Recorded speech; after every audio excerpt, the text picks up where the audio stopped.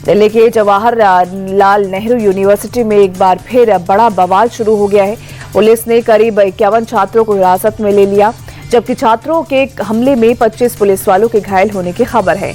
छात्रों ने गुरुवार को जेएनयू वाइस चांसलर शांतिश्री पंडित पर दलितों के अपमान और यूजीसी नियमों की आलोचना के आरोप लगाते हुए कैंपस से शिक्षा मंत्रालय तक लॉन्ग मार्च की कॉल दी थी और पुलिस के रोकने पर भिड़ंत हो गई, जिसके बाद कैंपस में भारी तादाद में पुलिस फोर्स की तैनाती कर दी गई। ज्योतिमठ के शंकराचार्य स्वामी अभिमुक्तेश्वरानंद की अग्रिम जमानत याचिका पर आज इलाहाबाद हाईकोर्ट में सुनवाई होगी। नाबालिग बच्चों के साथ यौन शोषण का मामला पॉक्सो एक्ट के तहत दर्ज होने के बाद शंकराचार्य और उनके शिष्य मुकुंदानंद ने इलाहाबाद हाईकोर्ट में अग्रिम जमानत की याचिका दाखिल की है। स्वामी अभिमुक्तेश्वरानंद ने खुद पर लगाए गए आरोपों को बेबुनियाद बताते हुए कोर्ट में सबूत पेश करने का दावा किया है। पीएम मोदी देर रात इजरायल के 2 दिवसीय दौरे से दिल्ली वापस लौट आए। प्रधानमंत्री की इजरायल यात्रा काफी सफल रही। पीएम मोदी और पीएम नेतन्याहू के बीच हुई डेलीगेशन लेवल की बैठक में दोनों देशों के बीच 27 समझौतों और एमओयू पर मुहर लगी। डिफेंस, शिक्षा और एआई के क्षेत्र में आपसी सहयोग को बढ़ाने पर सहमति बनी। साइबर सुरक्षा के मद्देनजर भारत में साइबर सेंटर ऑफ एक्सीलेंस बनाने पर मुहर लगी। मैन्युफैक्चरिंग, यूपीआई इस्तेमाल और मत्स्य पालन को लेकर भी दोनों देशों में अहम करार हुए हैं। भारत और इजरायल के बीच कुछ ऐसे समझौते हुए जिससे रक्षा और एआई के क्षेत्र में भारत को नई उड़ान मिलेगी। समझौतों के बाद प्रधानमंत्री मोदी और पीएम नेतन्याहू ने साझा प्रेस कॉन्फ्रेंस की। प्रधानमंत्री मोदी ने कहा कि इजरायल आना मेरे लिए गर्व और भावुकता की बात है। प्रधानमंत्री ने इजरायल के साथ स्पेशल स्ट्रैटेजिक पार्टनरशिप की बात दोहराई। जल्द ही फ्री ट्रेड समझौतों को अंतिम रूप देने की बात भी कही गई। आतंकवाद पर चोट करते हुए पीएम ने कहा कि आतंकवाद किसी भी रूप में बर्दाश्त नहीं है। भारत के साथ डील के बाद इजरायल के प्रधानमंत्री बेंजामिन नेतन्याहू ने दिल खोलकर भारत की तारीफ की। साझा प्रेस कॉन्फ्रेंस में नेतन्याहू ने कहा कि भारत इजरायल में डील बेहतरीन पल है। भारत में अपार क्षमताएं हैं। हम दोनों ही देश भविष्य को लेकर प्रतिबद्ध हैं। वहीं इजरायली प्रधानमंत्री ने भारत से दोस्ती को इजरायल के लिए गर्व की बात बताया है।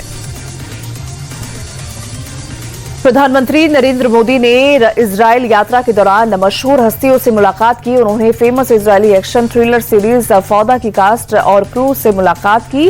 पीएम मोदी ने टीम के साथ एक ग्रुप सेल्फी ली और सोशल मीडिया पर इसे साझा किया, जिसमें उन्होंने मजाक में कहा कि शुक्र है इस बातचीत के लिए सिर्फ एक सेल्फी चाहिए थी, कोई अंडरकवर काम नहीं। पीएम मोदी के इजरायल दौरे पर जम्मू कश्मीर के पूर्व सीएम और पीडीपी चीफ महबूबा मुफ्ती ने तीखा हमला बोला है। इजरायल के पीएम बेंजामिन नेतन्याहू को अपराधी बताते हुए कहा कि एक अपराधी को गले लगाना अच्छे संकेत नहीं है। महबूबा मुफ्ती ने पीएम मोदी के इजरायल दौरे को देश की पॉलिसी के खिलाफ बताया और कहा कि पूरा देश इजरायल के पीएम नेतन्याहू के खिलाफ है। अजीत पवार प्लेन क्रैश मामले पर महाराष्ट्र सीआईटी का बयान सामने आया है, एजेंसी के मुताबिक हादसे से जुड़े कई अहम सबूत इकट्ठा कर लिए गए हैं। जांच प्रोफेशनल तरीके से की जा रही है। हादसे के वक्त प्लेन में तोड़फोड़ या आपराधिक लापरवाही के एंगल से भी तफ्तीश जारी है। बताते चले कि 28 जनवरी को महाराष्ट्र के बारामती में पूर्व डिप्टी सीएम अजीत पवार का प्लेन क्रैश हो गया था। प्लेन में सवार सभी 5 यात्रियों की मौत हो गई थी। महाराष्ट्र के डिप्टी सीएम सुनेत्रा पवार को एनसीपी अजित गुट का राष्ट्रीय अध्यक्ष चुन लिया गया है। कार्यकारिणी की बैठक में सभी नेताओं की सहमति से ये फैसला लिया गया। सुनेत्रा पवार के नाम पर का प्रस्ताव प्रफुल्ल पटेल की तरफ से रखा गया था, जिस पर सभी नेताओं ने सहमति दिखाई। पिछले महीने हुए प्लेन हादसे में अजित पवार का निधन हो गया था, तभी से पार्टी के राष्ट्रीय अध्यक्ष का पद खाली था। एनसीईआरटी विवाद को लेकर पीएम मोदी ने भी नाराजगी जताई है। सूत्रों के मुताबिक मंगलवार को हुई कैबिनेट मीटिंग में पीएम मोदी नाराज नजर आए। उन्होंने 2 टुक शब्दों में कहा था कि बच्चों को क्या पढ़ाया जाए इसका ध्यान रखा जाना चाहिए। आपको बता दें कि ये पूरा विवाद एनसीईआरटी की 8वीं कक्षा की किताब में जुडिशियल करप्शन चैप्टर को लेकर है। हालांकि अब किताब को विड्रॉ कर लिया गया है। एआई समिट में हुड़दंग करने वाले कांग्रेस कार्यकर्ताओं पर एक्शन जारी है। हिमाचल से गिरफ्तार हुए 3 कार्यकर्ताओं को 3 दिन की हिरासत में भेज दिया गया। इसके अलावा पहले से गिरफ्तार 2 कार्यकर्ताओं की हिरासत में भी 3 दिन बढ़ा दी गई है। वहीं अब पुलिस सभी आरोपियों का आमना सामना करवाकर पूछताछ करेगी। बड़ी साजिश के एंगल से मामले की जांच की जा रही है। एआई समिट मामले को लेकर कोर्ट में पुलिस और कांग्रेस पार्टी के वकील के बीच जबरदस्त बहस हुई। शिमला से पकड़े गए कांग्रेस के 3 कार्यकर्ताओं पर संगीन आरोप हैं। पुलिस का कहना है कि सिद्धार्थ ने ही टी शर्ट की डिजाइन बनाई थी। सौरभ ने व्हाट्सएप के जरिए प्लानिंग की, जबकि अरबाज प्रदर्शन करने के लिए अंदर घुसा था। कांग्रेस के वकील ने कहा कि सिर्फ प्रदर्शन के नाम पर हमारे लोगों को फंसाया जा रहा है। जेएनयू वाले स्क्रिप्ट को दोहराने की कोशिश है। बिजनौर की रहने वाली मुरादाबाद की सपा सांसद रुचि वीरा पर जमीन कब्जा करने का आरोप लगा है। सावित्री देवी ट्रस्ट के अध्यक्ष रजनीश तोमर ने सांसद पर हथियारों के दम पर जमीन की 4 दीवार को गिराने और कब्जा करने का आरोप लगाया, जबकि सांसद रुचि वीरा ने अपने ऊपर लगे आरोपों को बेबुनियाद बताते हुए सावित्री देवी ट्रस्ट पर अपनी जमीन को कब्जा करने का आरोप लगाया है। विवाद बढ़ने पर मुरादाबाद के डीएम ने जमीन की पैमाइश कराने के लिए आदेश दिए हैं। इंदौर के रावजी थाना इलाके में बीती रात एक सिलेंडर से अमोनिया गैस लीक होने से हड़कंप मच गया। आसपास के लोगों को सांस लेने में परेशानी होने लगी। तुरंत पुलिस और दमकल विभाग को सूचना दी गई। मौके पर पहुंची टीम ने सिलेंडर को खुले में लाकर पानी डालकर हालात पर काबू पाया। बताया जा रहा है कि कबाड़ की दुकान चलाने वाले शख्स ने सिलेंडर को बेचने के लिए काटने की कोशिश की तो उसमें से गैस लीक होने लगी। पुलिस मामले की जांच कर रही है। हुगली के बंडेल बाजार में आबकारी विभाग के स्क्रैप यार्ड में आग लगने से अफरा तफरी मच गई और देखते ही देखते आग ने विकराल रूप ले लिया। पूरे इलाके में धुएं का गुबार उठने लगा और मौके पर दमकल की टीम को बुलाया गया, जिसने कड़ी मशक्कत के बाद हालात पर काबू पाया। आग से बड़े पैमाने पर नुकसान की आशंका जताई जा रही है। हादसा कैसे हुआ, इसकी जांच अब की जा रही है। हरदोई में एक घर में अचानक हुए तेज विस्फोट से हड़कंप मच गया। धमाका इतना तेज था कि 2 मंजिला मकान को काफी नुकसान हुआ। हादसे में 2 महिलाएं गंभीर रूप से घायल हैं, जिन्हें इलाज के लिए अस्पताल में भर्ती कराया गया। पूरी घटना सीसीटीवी में कैद हुई। शुरुआती जांच के मुताबिक पटाखे बनाने के दौरान ये विस्फोट हुआ। फिलहाल पुलिस मामले की जांच कर रही है। मेरठ के लोहिया नगर इलाके से एक हैरान करने वाला वीडियो सामने आया, जहां एक स्कूल बस के अंदर छात्र की बेरहमी से पिटाई की गई। आरोप है कि बस के आगे मोटरसाइकिल लगाकर रोका गया। उसके बाद 10वीं के छात्र की जमकर पिटाई की गई। पीड़ित छात्र के पिता ने इस मामले में केस दर्ज कराया है। बताया जा रहा है कि पीड़ित छात्र स्कूल से पेपर देकर वापस लौट रहा था, तभी ये घटना हुई। पिटाई का वीडियो सोशल मीडिया पर वायरल है। बस्ती में हुए एक सड़क हादसे की तस्वीर को जिसने भी देखा वो दंग रह गया। बाइक सवार शख्स अचानक फिसलकर सड़क पर गिर गया। इसी दौरान पीछे से आ रही रोडवेज बस बाइक पर चढ़ गई। मौके पर अफरा तफरी मच गई। लोग दौड़कर बाइक सवार को बचाने पहुंचे। बस को पीछे कराकर शख्स को बाहर निकाला। इस हादसे में बाइक सवार घायल हो गया है। महाराष्ट्र के धुले में केमिकल टैंकर में भीषण आग लग गई। डिवाइडर से टकराने के बाद टैंकर पलटा और उसमें आग लग गई। टैंकर में केमिकल होने की वजह से आग ने विकराल रूप ले लिया। कई फीट ऊंची ऊंची लपटें उठने लगी। स्थानीय प्रशासन को जैसे ही जानकारी मिली, दोनों तरफ से आवाजाही बंद की गई, जिसकी वजह से लंबा जाम भी लग गया। कड़ी मशक्कत के बाद आग पर काबू पाया गया।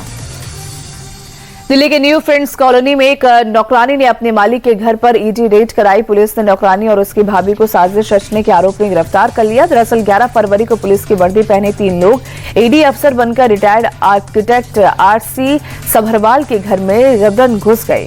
आरोपियों ने परिवार को धमकाया और मोबाइल फोन जब्त कर लिए। घर के एक सदस्य को शक हुआ तो उसने पूछताछ शुरू कर दी। इसके बाद तीनों आरोपी लगभग 3 से 4 लाख रुपए कैश और गहने लेकर कार में फरार हो गए थे।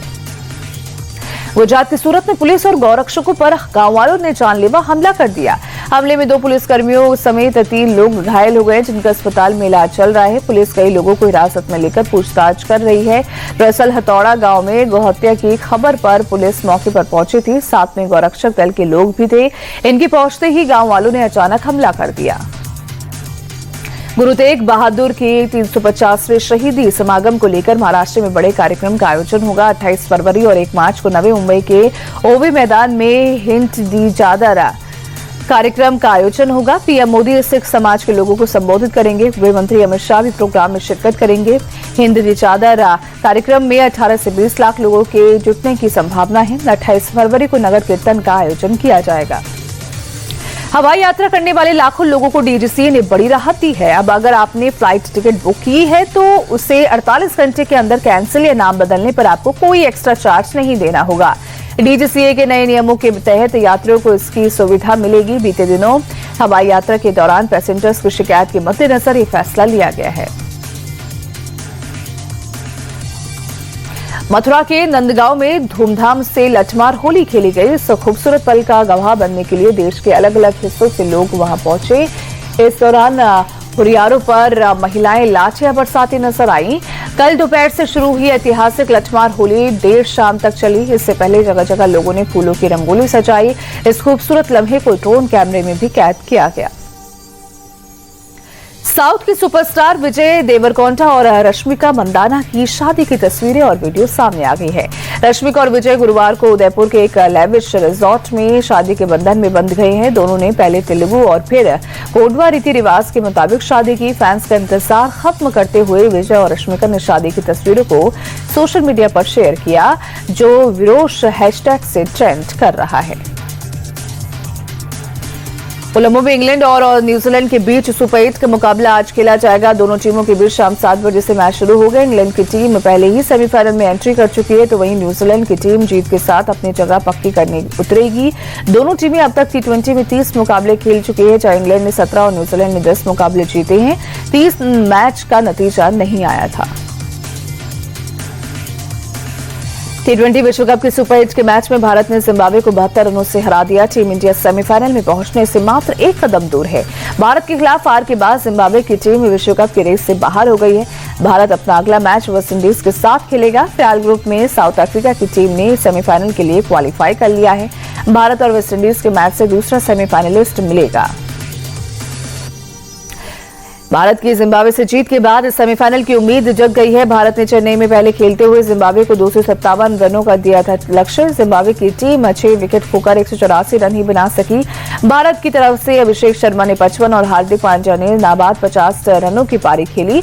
तिलक वर्मा ने 16 गेंदों में नाबाद 44 रन बनाए। ईशान किशन ने 38 और कप्तान सूर्य कुमार यादव ने 33 रन जोड़े। भारत की जीत के हीरो बने हार्दिक पांड्या। भारत के दिए टारगेट का पीछा करने उतरे जिम्बाब्वे की तरफ से ब्रायन बेनेट ने 59 गेंदों में नाबाद 97 रनों की पारी खेली। सिकंदर रजा ने 31 रन बनाए। विकेटकीपर मारू मानी ने टीम के लिए 29 रनों का योगदान दिया। टीम इंडिया की गेंदबाजी में अर्शदीप सिंह ने 3 खिलाड़ियों को पवेलियन भेजा। वरुण चक्रवर्ती, अक्षर पटेल और शिवम दुबे को भी एक-एक विकेट मिला। जसप्रीत बुमराह और हार्दिक पांड्या को कोई विकेट नहीं मिला।